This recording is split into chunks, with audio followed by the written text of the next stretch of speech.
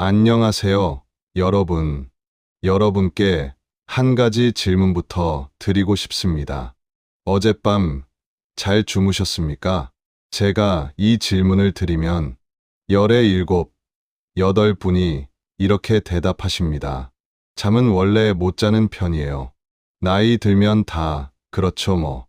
그런데 자세히 여쭤보면 밤 12시에 누웠는데 2시까지 뒤척이셨다거나 새벽 4시면 어김없이 눈이 떠진다거나 화장실 때문에 밤에 서너 번씩 깬다거나 낮에는 눈이 감기는데 정작 밤은 멀쩡하시다거나 이런 이야기들이 줄줄이 나옵니다.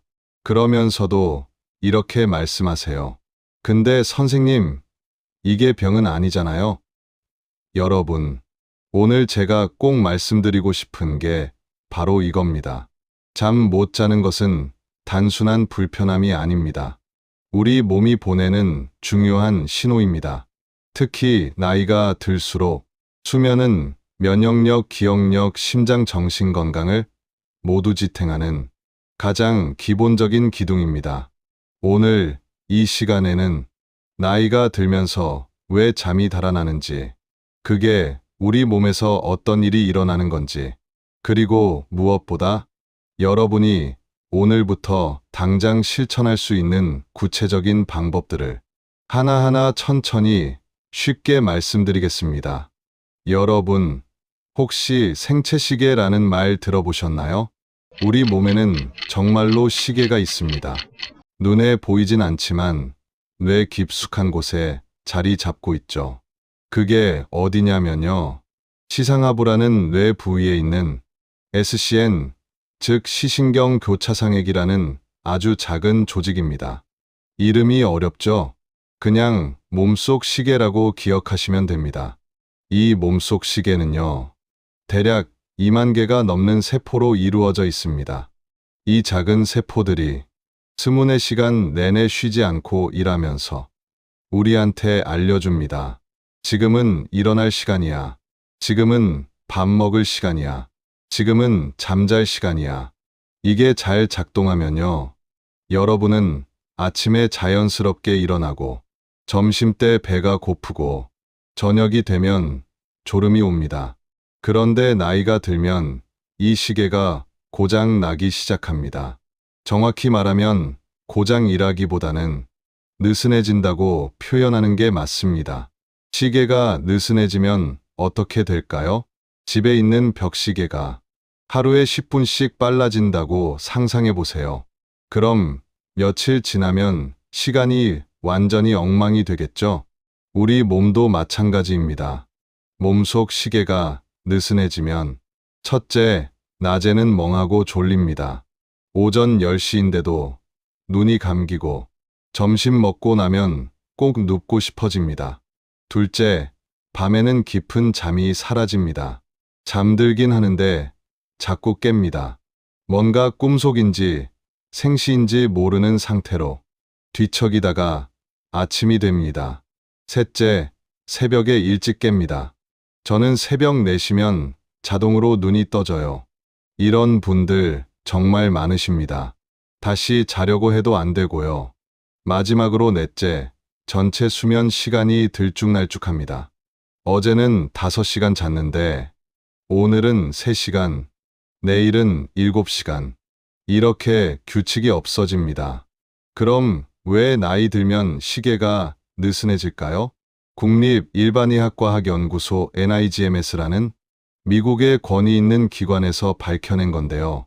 나이가 들면 우선 SCN의 세포가 줄어듭니다. 젊을 때는 2만 개가 넘던 세포가 70대, 80대가 되면 상당수가 기능을 잃습니다. 또 세포들 사이의 신호 전달이 약해집니다.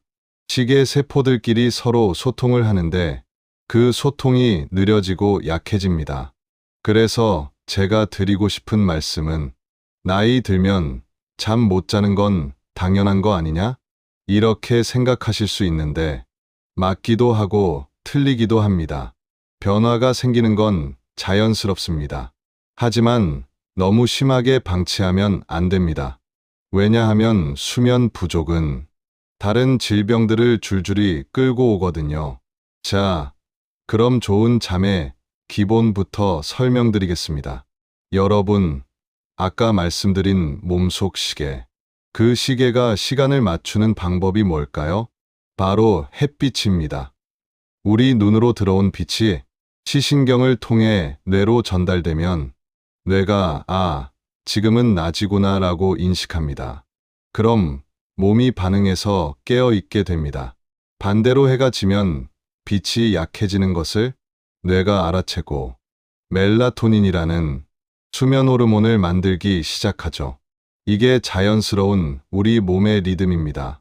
그런데 문제가 있습니다. 국립의학도서관 자료를 보면요. 많은 노인분들이 하루에 햇빛을 쬐는 시간이 1시간도 안 됩니다. 왜 그럴까요? 우선 젊을 때보다 외출이 줄어들기 때문이지요. 무릎이 아파서, 허리가 아파서, 날씨가 너무 덥거나 추워서, 혼자 나가기 무서워서, 또 귀찮아서, 집 안에서 보내는 시간이 많습니다.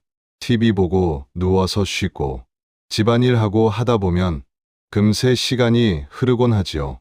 요양원, 병원에 계신 분들도 마찬가지입니다.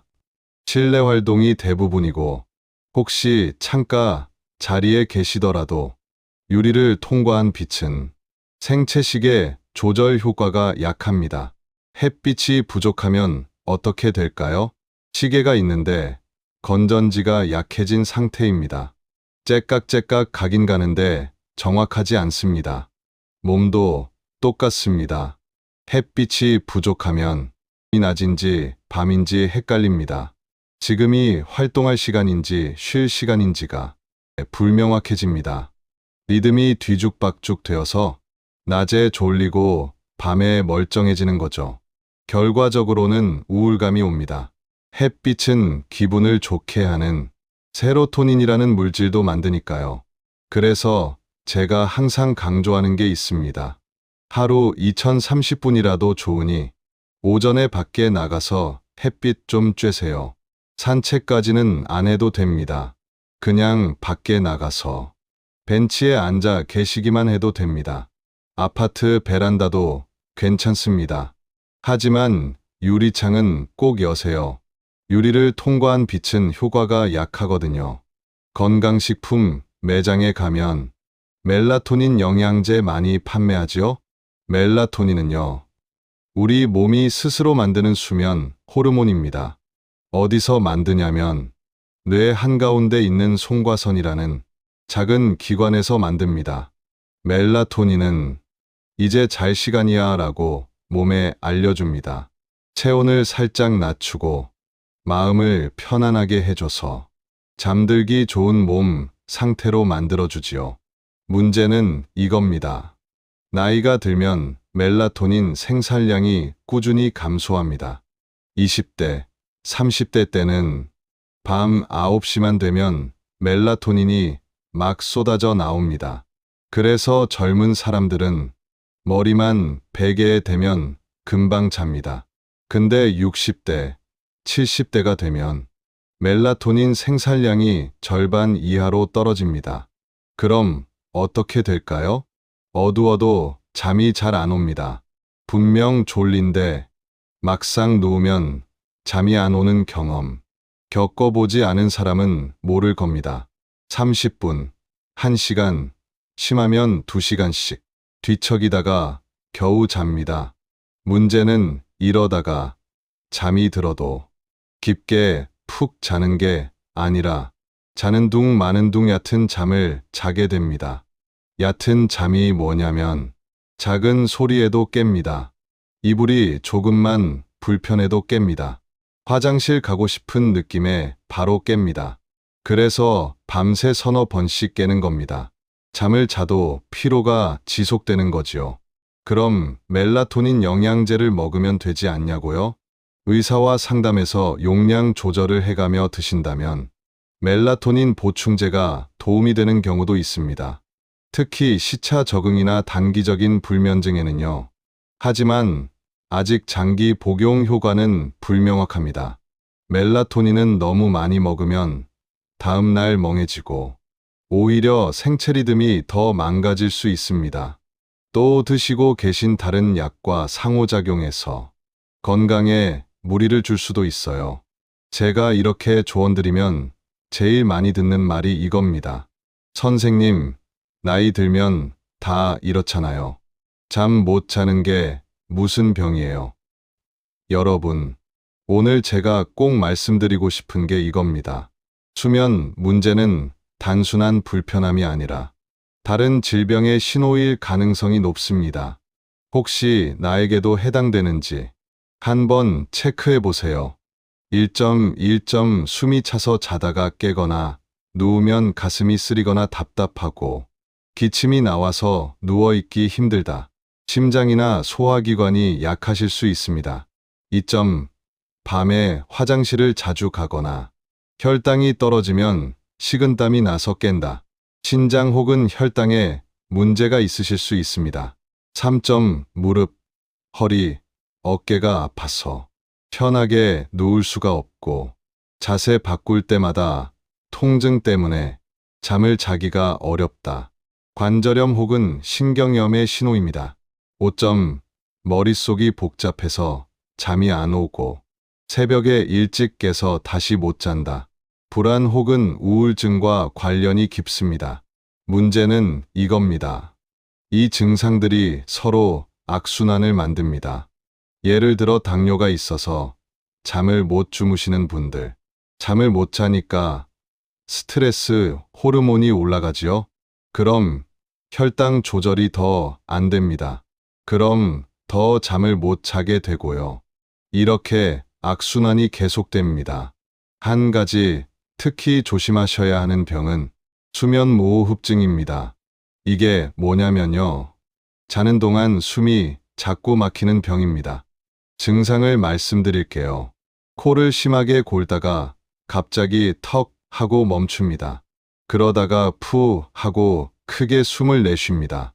밤에 자다가 갑자기 숨이 막혀서 깨거나 아침에 머리가 아프고 입이 바짝 마르고 낮에 지나치게 졸립다면 조심하셔야 합니다. 왜냐하면 수면무호흡증은요. 단순히 잠을 못 자는 게 문제가 아닙니다. 숨이 막히면 산소가 떨어지고 그럼 심장에 무리가 갑니다. 뇌에도 영향을 줍니다. 실제로 수면무호흡증 있는 분들이 고혈압, 심근경색, 뇌졸중, 치매 같은 질병들의 위험도가 더 높습니다. 그래서 절대 가볍게 보시면 안 됩니다. 자, 이제부터는 제일 중요한 실천 방법입니다. 하나하나 다 외우시려고 하지 마시고 지금 당장 할 수 있는 것부터 시작해 보시면 좋겠습니다. 첫째, 매일 같은 시간에 자고 같은 시간에 일어나기. 수면에서 가장 기본이 되는 건 규칙성입니다. 예를 들어 밤 10시 30분에 주무시고 아침 6시 30분에 일어난다고 정하셨다면 가능하면 매일 그리고 주말에도 똑같이 지키는 겁니다. 많이들 이렇게 물으십니다. 주말에는 좀 늦게 자고 늦게 일어나면 안 돼요? 안타깝지만 수면 리듬에는 그게 좋지 않습니다. 주말에만 2~3시간 늦게 자고 늦게 일어나면 월요일, 화요일까지도 몸이 다시 적응하느라 고생을 합니다. 그래서 매일 비슷한 시간이 정말 중요합니다. 방법은 간단합니다. 아침에 알람을 맞춰 두시고 알람이 울리면 가능하면 바로 일어나서 커튼을 확 열어주세요. 기지개나 개구리 자세를 하는 것도 잠을 깨는 데에 도움이 됩니다. 침대에서 뒤척이는 시간이 길어질수록 다시 잠에 빠져들고 싶어지거든요. 그리고 침대는 잠 잘 때만 쓰시는 게 좋습니다. 누워서 TV 보고 핸드폰 보고 이런 시간이 길어지면 침대는 잠 오는 장소가 아니라 깨어있는 장소로 뇌에 각인됩니다. 둘째, 낮잠은 짧게 이른 시간에만. 나이가 들수록 낮에 졸게 되는 경우가 많습니다. 낮잠 자체가 나쁜 건 아닙니다. 다만 언제, 얼마나 자느냐가 중요합니다. 좋은 낮잠은 보통 이렇게 말씀드립니다. 점심 식사 후 오후 1시에서 2시 사이에 20분에서 30분 정도 소파나 의자에 앉아서 알람을 맞춰 두고 가볍게 눈을 붙이는 정도가 좋습니다.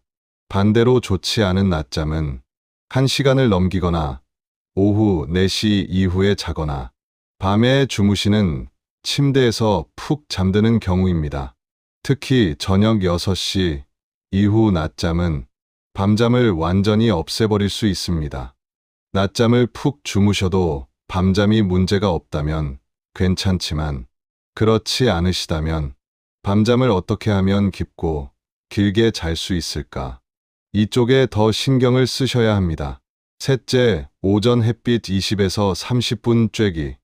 앞에서 잠깐 말씀드렸지만 햇빛은 우리 몸의 생체 시계를 맞춰주는데 특히 오전 햇빛이 중요합니다.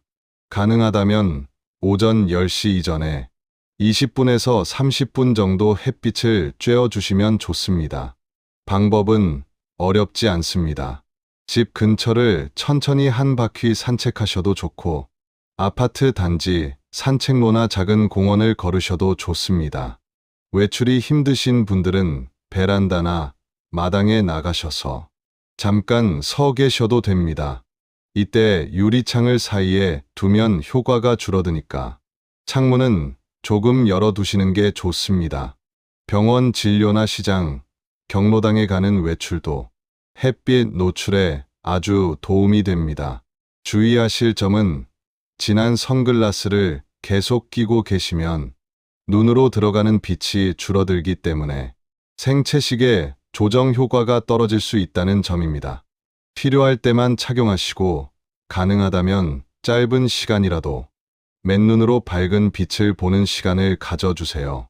자외선 차단제는 바르셔도 괜찮습니다. 넷째, 침실 환경 정리하기. 잠은 환경의 영향을 많이 받습니다. 그래서 침실을 한번 점검해 보는 것이 좋습니다. 우선 밝기입니다. 가능하다면 암막 커튼이나 두꺼운 커튼을 사용해서 밖에서 들어오는 불빛을 최대한 줄여주세요. 텔레비전은 켜둔 채로 주무시지 않는 것이 좋고 휴대폰 화면도 얼굴 가까이 두지 마세요. 빛이 들어오면 잠을 돕는 멜라토닌 호르몬이 줄어듭니다. 소리도 중요합니다. TV 소리가 들리거나 시계 초침 소리가 신경 쓰이는 분들도 있습니다. 이럴 때는 조용한 음악이나 빗소리 같은 백색 소음을 아주 작게 틀어두는 것이 도움이 되기도 합니다. 옆 사람 코골이가 심해서 잠을 전혀 못 자는 경우라면 귀마개를 써보시거나 경우에 따라 방을 나누는 것도 고려해 볼 수 있습니다. 온도는 너무 덥지도 춥지도 않게 조금 서늘하다는 느낌이 드는 정도가 좋습니다. 실내 온도로는 대략 18도에서 20도 사이를 권해드립니다. 이불은 너무 두껍지 않게 대신 발은 따뜻하게 해주시면 잠들기가 더 쉬워집니다. 5점, 카페인은 오후 2시 이후에는 멈추기. 카페인은 생각보다 오래 남습니다.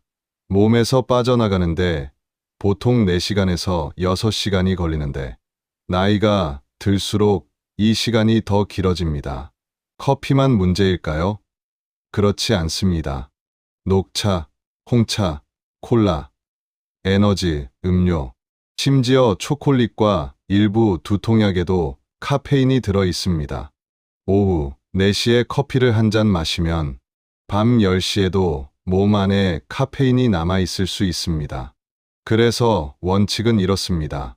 카페인이 들어있는 음료는 가능하면 오전에만 드시고 오후 2시 이후에는 보리차나 둥글레차처럼 카페인이 없는 차로 바꿔 보시는 걸 권해드립니다.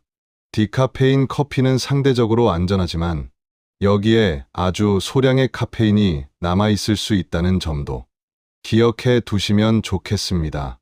6째, 저녁 식사는 가볍게 잠들기 서너 시간 전에 끝내기. 배가 너무 부르면 잠이 잘 오지 않습니다. 위장이 열심히 움직이고 있으면 몸 전체가 긴장 상태가 되기 때문입니다. 저녁 식사는 너무 늦지 않게 잠들기 3시간 정도 전까지는 마무리해 주세요. 기름기가 많고 자극적인 음식, 특히 매운 음식은 속을 더부룩하게 만들어서 잠을 방해할 수 있습니다. 야식은 가능하면 드시지 않는 것이 좋습니다. 하지만 정말 배가 고파서 잠이 안 올 때는 조금 허용할 수 있는 음식들이 있습니다.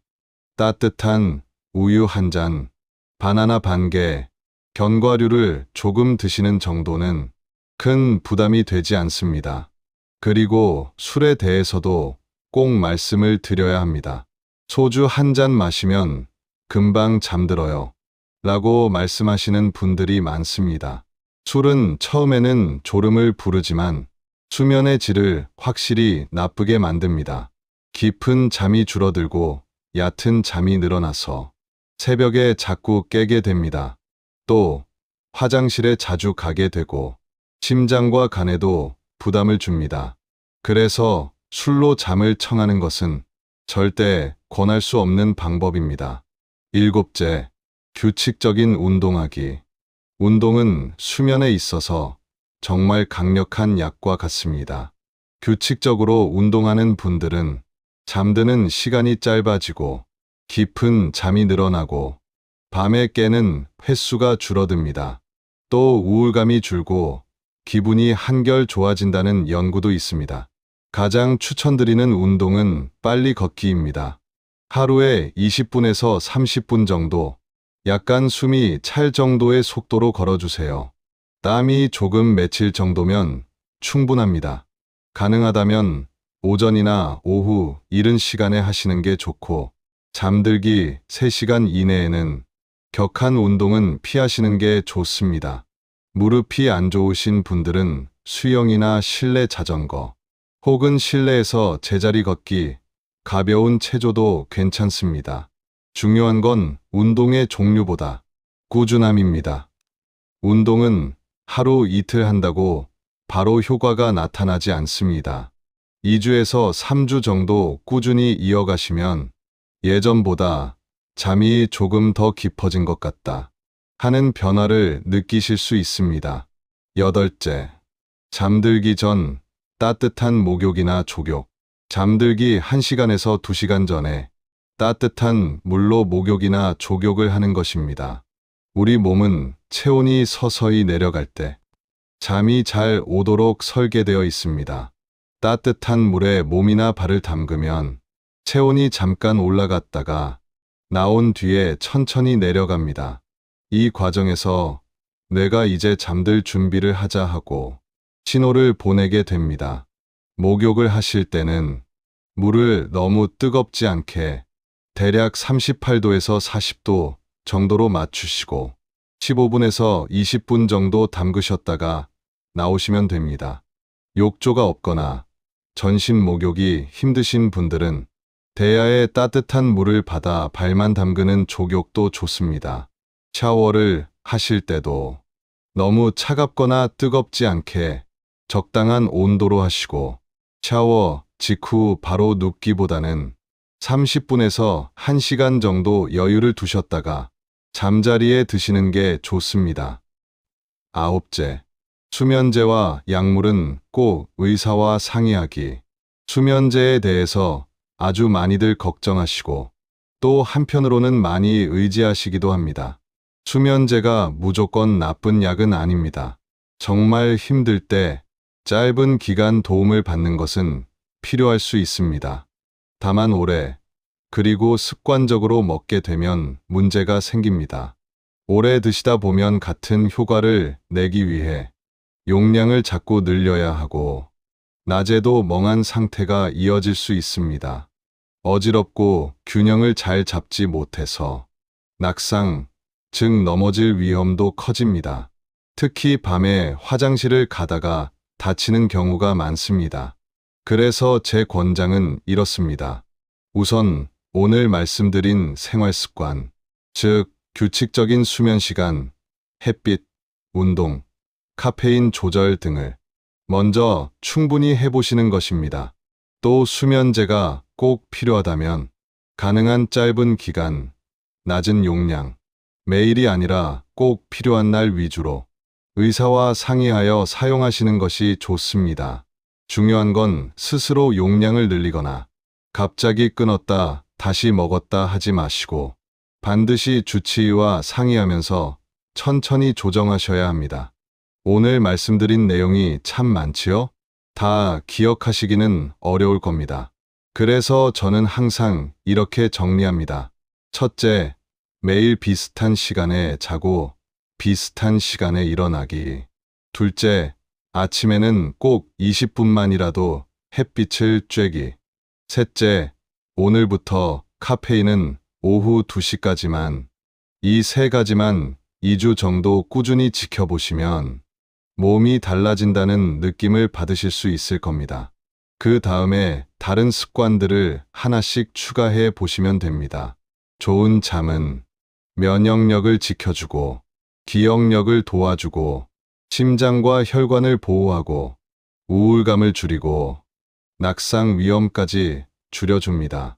오늘 이 시간이 여러분의 수면, 건강을 회복하는 작은 계기가 되었으면 좋겠습니다.